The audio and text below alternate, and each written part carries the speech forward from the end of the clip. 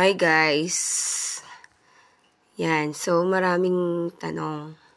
Popo Live, legit ba? Popo Live apps? Yes guys. Ayan. Super duper legit po siya. Okay? So, disclaimer guys.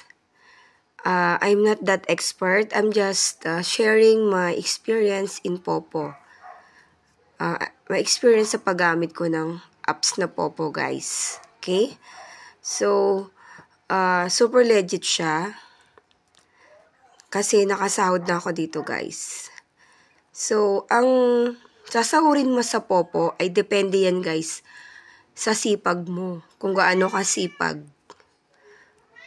Ayan. So, paano ka sasahod? So, ito yung dashboard ko guys. Ayan. Makikita mo sa sahod. Sa dashboard mo yung sasahurin mo. Ayan. Dito yung points. Yung points na yan, dyan ka sasahod. Tingnan natin guys. Check natin. So, click natin yung points. Ayan. Okay. So, di ba meron na akong 258,742.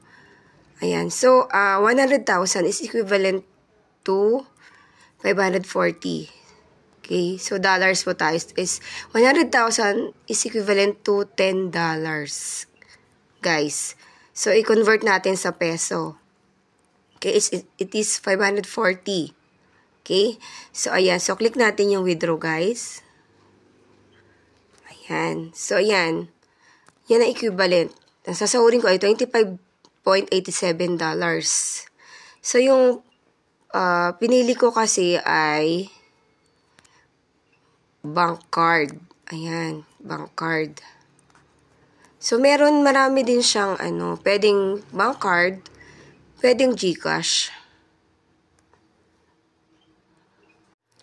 Yes, guys. Ito yung payment choices ng ng Popo Live apps.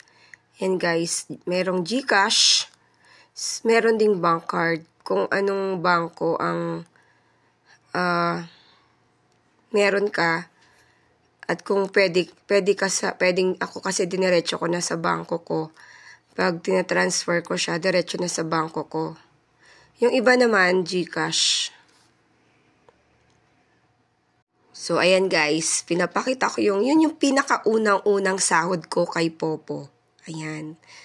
Nung nakaabot na ako ng 100,000 plus points, tinry ko talaga mag-withdraw. Sabi ko ganun. Tingnan ko nga kung legit talaga to si Popo. Ayan guys. Okay? Yan. Naka-withdraw nga ako. Super legit siya. Okay? So, yun. Ginanahan na ako magsalo ng coins.